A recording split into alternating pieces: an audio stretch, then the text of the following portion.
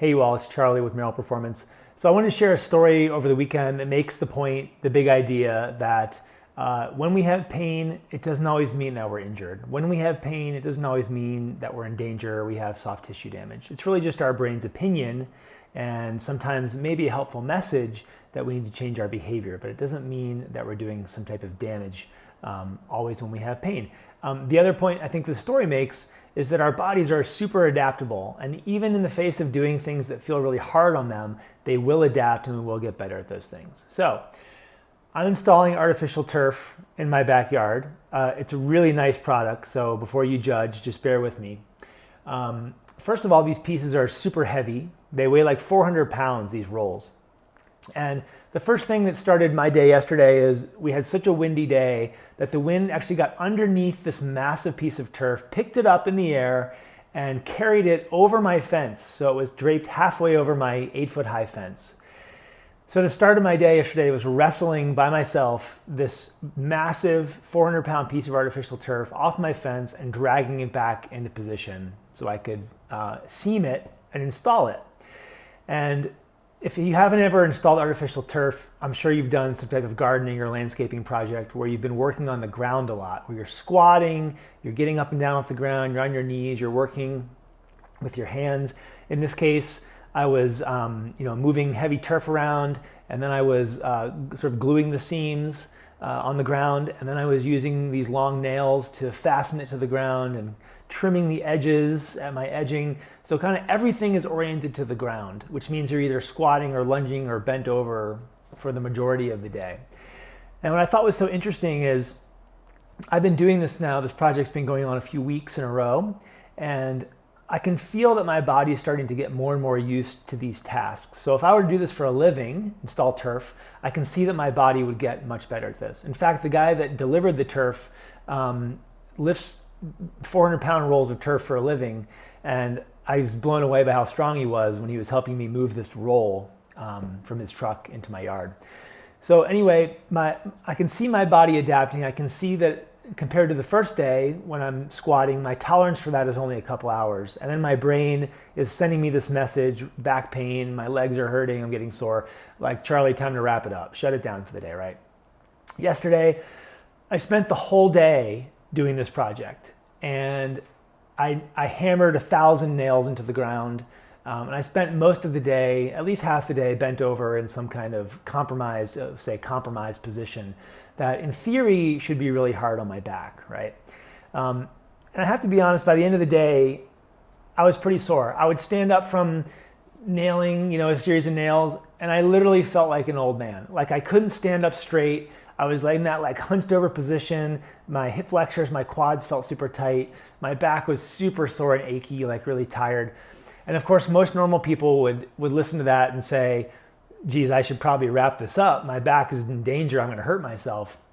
And did I listen to that? No, because I had to finish this project because I didn't want the grass to blow away again. So I pushed through. I trusted that I have enough endurance to do this project. I was not scared of my pain. I knew why it was happening. And the funniest thing about this story is my son, who's 13, is helping me with this project. And he comes out for maybe an hour and a half to help me during the day with this project. He's doing a great job. He's doing some of the same tasks I'm doing. And his back feels the exact same way. After 10 minutes of bending over helping me, he's like, oh, Pop, my back, my legs, they're so sore, they're so tired. He has a hard time standing up. He's 13 years old. So it would be easy for me to say, wow, I'm getting old, my back is weak, I'm in danger, I probably shouldn't be doing this. But my 13-year-old son is having the same symptoms, and his brain is doing the same thing. It's like, hey buddy, that's enough of that movement, it's time to take a break. Most of the time it's appropriate to listen to that. I didn't listen because A, I wasn't scared that I was gonna hurt my back. B, I needed to get my project done.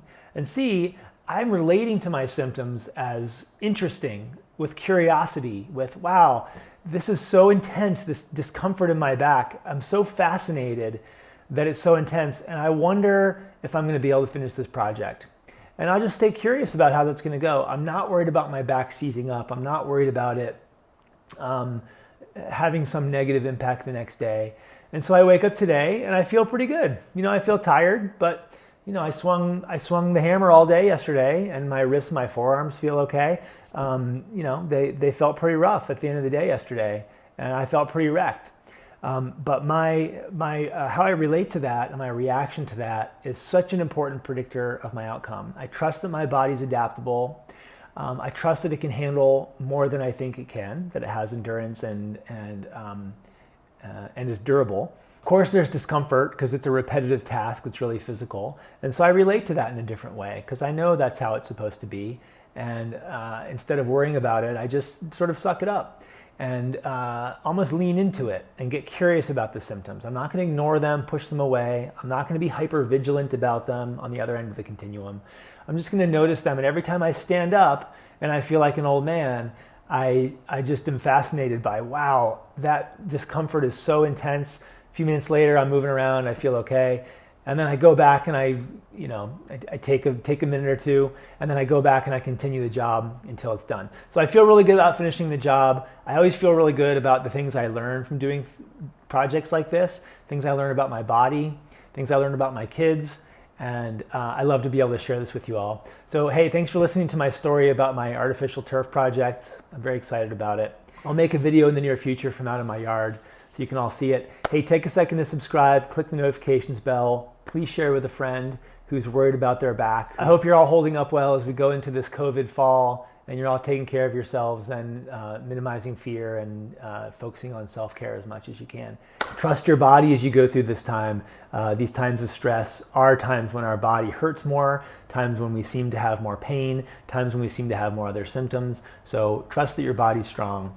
Stay positive as much as you can, and I'll look forward to seeing you next time.